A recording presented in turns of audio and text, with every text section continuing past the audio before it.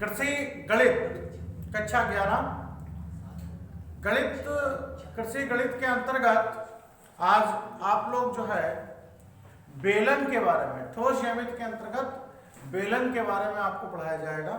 बेलन मतलब सिलेंडर कैसा होता है आपको इसकी तो पता ही होना चाहिए संरचना। यह आपका एक क्या है, बेलन है।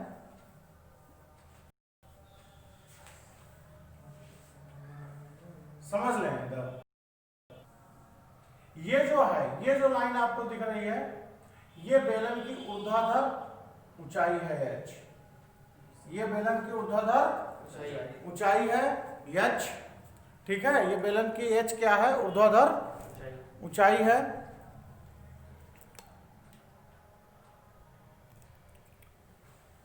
बेलन की ऊर्ध्वाधर ऊंचाई क्या होती है, h। बेलन की ऊर्ध्वाधर ऊंचाई क्या है आपकी, h।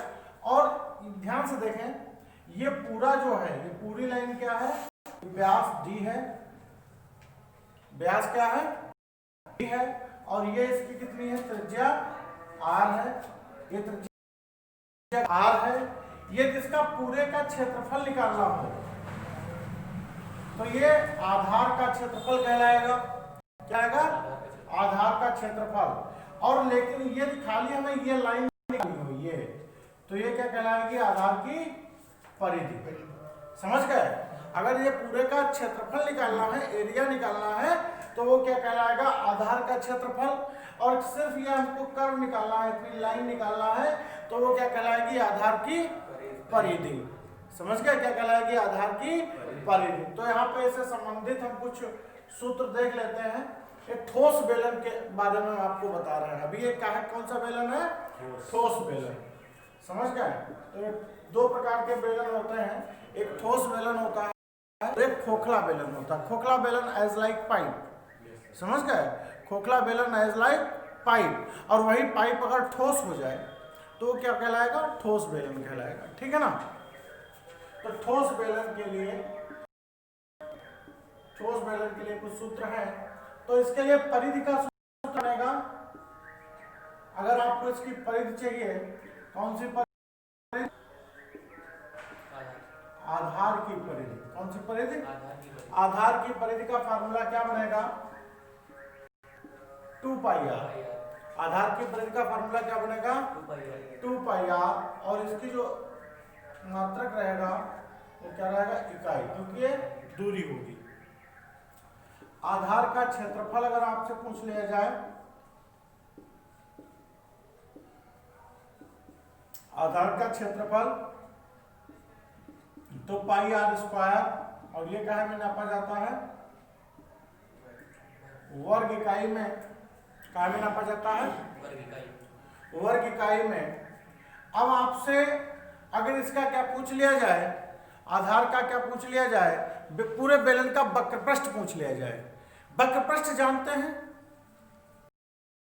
का मतलब ये होता है कि ये वाला हिस्सा, जैसे कोई मान लिया खंभा गड़ा है, ठीक है, बेलनाकार है। जैसे ये जो पेन है हमारे पास, ये क्या है, बेलनाकार है। समझ गए। जो मार्कर है वो क्या है, बेलनाकार है। इसमें आपको कौन सा हिस्सा दिख रहा है, देखिए ऊपर का हिस्सा दिख रहा है, नहीं दिख रहा है। क्या निचला हिस्सा दिख रहा है। मान लिया नीचे से फर्श है और ऊपर से छत है, नीचे से फर्श है और ऊपर से छत है, तो तुमको ये वाला पार्ट जो है इसका नहीं दिखेगा। अगर आपसे पेंट के लिए कहा गया है कि इस खंभे की पेंट कर दो, तो क्या तुम इसके इस वाले भाग पे पेंट कर सकते हो, क्योंकि इसके ऊपर छत लगी है। क्या आप इसके इस वाले पार्ट की पेंट कर सकते हो, नहीं, क्योंकि इसके नीचे क्या है, फर्श है। तो मतलब जब आप पेंट करेंगे तो किसकी पेंट करेंगे, गोलाई की। तो ये गोलाई क्या कहलाता है, वक्रपृष्ठ। क्या कहलाता है, ध्यान रखना। और संपूर्ण पृष्ठ की बात करें तो मतलब गोलाई के साथ साथ ये वाला हिस्सा और ये वाला हिस्सा, दोनों हिस्से भी इंक्लूड हो जाएंगे। समझ रहे ना। तो वो क्या कहलाएगा, संपूर्ण पृष्ठ। तो अगर बेलन का वक्रपृष्ठ की बात करें, बेलन का वक्रपृष्ठ क्या हो जाएगा, परिधि गुणे ऊंचाई। परिधि गुणे ऊंचाई। परिधि क्या हुई, 2 पाई आर। ऊंचाई क्या थी, यश। तो वक्रपृष्ठ का सूत्र क्या बनेगा 2 पाई आर एच। समझ गए, वक्रपृष्ठ क्या बनेगा 2 पाई आर एच। और ये भी एक क्षेत्रफल होता है, एरिया होता है, इसलिए इसका भी जो मात्रक रहता है वो कहाँ रहता है वर्ग इकाई में। समझ गए, क्या रहता है वर्ग इकाई में।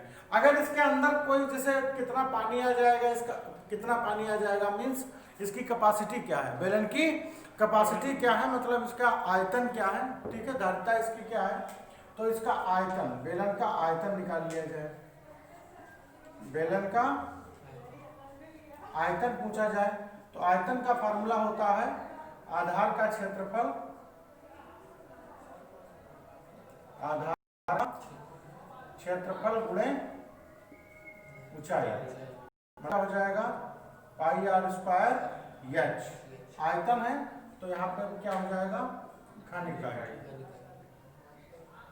घन इकाई।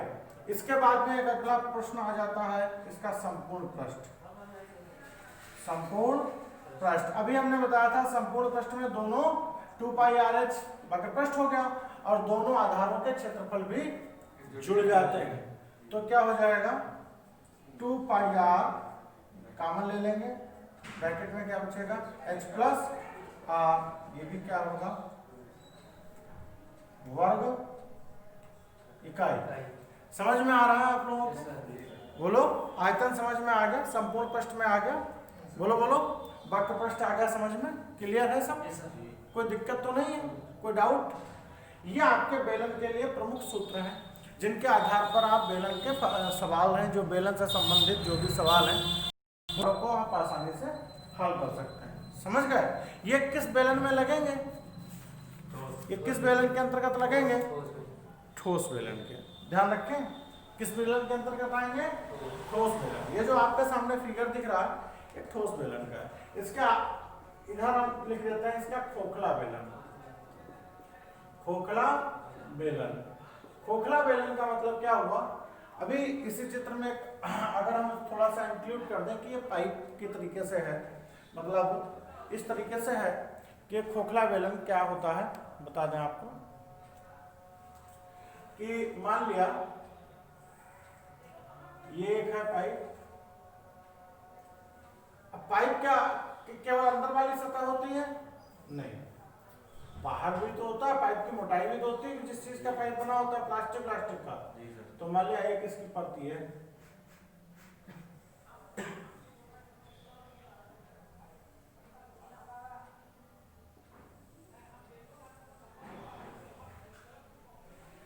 ये जो है पाइप आपका हो जाएगा।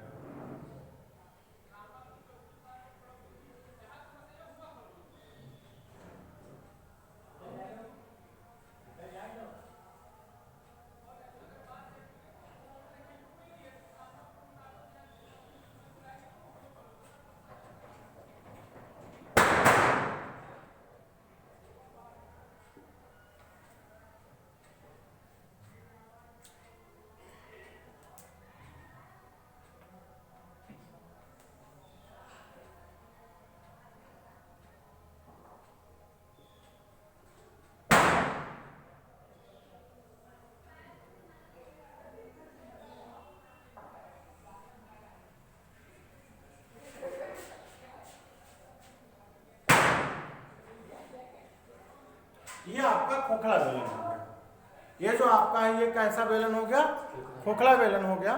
खोखले बेलन में क्या होता है, देखिए ऊंचाई इसकी सेम रहती है h, जो पाइप की ऊंचाई h तो h ही रहेगा, लेकिन ये बस मोटाई ये बढ़ गई, जिस पाइप का जैसे ये बेलन बना है वो मोटाई क्या हो जाती है बढ़ जाती है। समझ गए, तो एक अगर यहाँ से यहाँ तक पढ़ेंगे तो ये स्मॉल आर कह देंगे आंतरिक त्रिज्या है, और ये बाहर वाली परत तक नापेंगे तो कहेंगे ये कैपिटल आर बाह्य त्रिज्या, बड़ी त्रिज्या है। ये इसका कह देंगे स्मॉल व्यास, समझ गए, ये यहाँ तक ये क्या हो गया स्मॉल व्यास, स्मॉल मतलब स्मॉल डी मतलब जो छोटा व्यास है, और बड़ा व्यास इसका क्या हो जाएगा कैपिटल डी बाह्य व्यास। समझ गए, ये आंतरिक व्यास है, कैसा है आंतरिक व्यास है, आंतरिक मतलब अंदर का, समझ गए, और बाह्य मतलब बाहरी परत सहित। तो ऊंचाई इसकी वही रहती है। तो इसके लिए जो सूत्र होते हैं वो थोड़े से बदल जाते हैं। इसके लिए सूत्र क्या हो जाते हैं, थोड़े से बदल जाते हैं। क्या हो जाते हैं सूत्र बताइए। सबसे पहले इसके लिए क्या आता है, बेलन का वक्र पृष्ठ। खोखले बेलन के लिए मैं बता रहा हूं, इसका अगर वक्र पृष्ठ आ जाए निकालने को, किसका, खोखले बेलन का, तो क्या लगेगा। अब जैसे हमने इसका वक्र पृष्ठ बताया 2 पाई, 2 पाई तो वहां भी रहेगा, एच भी रहेगा, लेकिन आर क्या हो गया था, आर यहाँ पे 2 हो गए, एक कैपिटल आर एक स्मॉल आर। बोले 2h R plus R, 2 pi H R plus R, मतलब स्मॉल आर और कैपिटल आर का योग। क्या मतलब हुआ इसका, जो बाह्य त्रिज्या है और जो आंतरिक त्रिज्या है दोनों का योग से गुणा होगी। इसका भी क्या रहेगा भाई, इकाई, वर्ग इकाई। अब इसका अगर संपूर्ण पृष्ठ पूछ ले, हमने संपूर्ण पृष्ठ पूछ ले, अगर किसका, खोखले बेलन का संपूर्ण पृष्ठ पूछ ले, तो ये क्या हो जाएगा, 2 पाई, बेलन का संपूर्ण पृष्ठ आपको पता है ना, संपूर्ण पृष्ठ क्या हो जाएगा 2 पाई। अब यहाँ पे ध्यान देना, क्या संपूर्ण पृष्ठ इसका क्या था, इसका संपूर्ण पृष्ठ क्या था 2 पाई आर एच प्लस आर, तो यहाँ पर क्या हो जाएगा 2 पाई आर प्लस एच, क्या हो जाएगा, बोलो बोलो, आर प्लस R1 हो गया ना, R1 प्लस R2, ब्रैकेट बंद हो जाएगा और इसके साथ दूसरा ब्रैकेट स्टार्ट हो जाएगा। उसमें क्या लिखेंगे, H plus R minus small r। बात समझ में आई। यहाँ पे जो ये कैपिटल आर है ये बाह्य त्रिज्या है और स्मॉल आर क्या है, आंतरिक त्रिज्या है, ध्यान रखना इस चीज का, ठीक है ना। तो ये इसका भी क्या सूत्र हो जाएगा, वर्ग इकाई हो जाएगा, ठीक है। अब इसका तुम्हें आयतन चाहिए, बहुत ज्यादा यही पूछ लेता है बस। आयतन का फार्मूला क्या होता है, इसमें पाई आर स्क्वायर एच होता है। क्या होता है, पाई आर स्क्वायर एच, तो स्क्वायर आर स्क्वायर है तो उसको हम कर देंगे, तो क्या हो जाएगा पाई एच साथ में लगा लेंगे, अंदर क्या लगा लेंगे R square minus R square, ठीक है, ओके। तो आयतन इसका खोखला बेलन का क्या हो जाता है, पाई एच आर स्क्वायर, मतलब बाह्य त्रिज्या जो है, बाह्य त्रिज्या का वर्ग माइनस आंतरिक त्रिज्या का वर्ग, और उसको हम कहाँ में नापते हैं, कहाँ में नापते हैं, इकाई में नापते हैं, बिल्कुल। तो आपको जो बताने का पर्पस था बेलन, तो बेलन 2 प्रकार से इसमें होते हैं, एक पाइप का होता है, मतलब पाइप के आकार का, जिसको खोखला पाइप कहते हैं, ठीक है, समझ गए ना। जिस टाइप से मान सकते हैं ये जो मार्कर है ये अंदर से कैसा है, उसको बनाने में कुछ ना कुछ रबड़ प्लास्टिक का प्रयोग हुआ है, ये इसकी थिकनेस है, मोटाई है, जिसके लिए इसकी 2 त्रिज्या हो जाती हैं, एक आंतरिक त्रिज्या और एक बाह्य त्रिज्या। एक आंतरिक व्यास और बाह्य व्यास दोनों पर डिपेंडेंट फार्मूले हैं, का वक्र पृष्ठ, संपूर्ण पृष्ठ और इसके आयतन का। साथ ही साथ एक जो दूसरा बेलन है ये कैसा होता है, मतलब ठोस, जैसे लकड़ी का कोई कटा हुआ गुटका, समझ गए, इस टाइप से क्या हो जाएगा, बेलनाकार रूप कटा हुआ कोई गुटका लकड़ी का। तो इसके लिए क्या होता है, यह ऊंचाई होती है और एक ही मात्र त्रिज्या होती है, ठीक है, आर। और ये जो इसकी लाइन ये कहलाती है, ये क्या कहलाती है, इसकी परिधि। और अगर इसका पूरे का क्षेत्रफल निकालना है तो वो कहलाएगा आधार का क्षेत्रफल, समझ गए। जो ऊपर आपको लाइन दिख रही है ये क्या कहलाएगी, परिधि, और ये अगर पूरा का क्षेत्रफल कर दिया जाए तो ये क्या कहलाएगा, आधार का क्षेत्रफल, जिसकी परिधि का सूत्र क्या होता है 2 पाई आर, ठीक है। और आधार का क्षेत्रफल क्या होता है, पाई आर स्क्वायर, वक्र पृष्ठ का होता है 2 पाई आर एच, आयतन का होता है पाई आर स्क्वायर एच, और संपूर्ण पृष्ठ होता है 2 पाई आर एच प्लस आर। समझ गए। साथ ही साथ में ये ध्यान रखना है, मोस्ट आपको सबसे ज्यादा सवाल पे ये ध्यान रखना है, यदि पाई की वैल्यू दे रखी है, यदि पाई की वैल्यू आपको दे रखी है तभी आप 3.14 का प्रयोग करेंगे, और यदि पाई की वैल्यू नहीं दे रखी है तो 22/7 का ही प्रयोग करेंगे। इस चीज का आपको मेन रूप से ध्यान रखना है कि पाई की वैल्यू आपको गिवन है सवाल में या नहीं गिवन है। पाई की वैल्यू गिवन है तो आपको जो गिवन है वही आपका प्रयोग करना है, और अगर नहीं दे रखी है तो हम 22/7 का ही प्रयोग करेंगे पाई की जगह पे, ठीक है।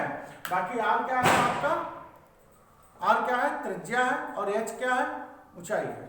आर क्या है, त्रिज्या है, और एच क्या है, ऊंचाई है। और डी अगर कभी दे देता है, व्यास दे देता है, बेलन का व्यास दे देता है, तो आपको क्या लिखना पड़ेगा, बेलन की त्रिज्या बराबर व्यास बटे 2, क्योंकि त्रिज्या जो होती है वो व्यास की आधी होती है, त्रिज्या जो होती है वो व्यास की आधी होती है। तो इस कॉन्सेप्ट के आधार पर मुझे ये लगता है कि आप लोगों को बेलन पूरी तरीके से समझ में आ गया होगा। अब बेलन से संबंधित जितने भी आपके सवाल आएंगे, मेरे ख्याल से आप खोखला बेलन और ठोस बेलन दोनों के सवाल आसानी से हल कर सकेंगे, ठीक है। तो इसी के साथ साथ अब नेक्स्ट वीडियो में आपको बेलन से संबंधित एक्सरसाइज क्वेश्चन और उनका सॉल्यूशन प्राप्त होगा। धन्यवाद।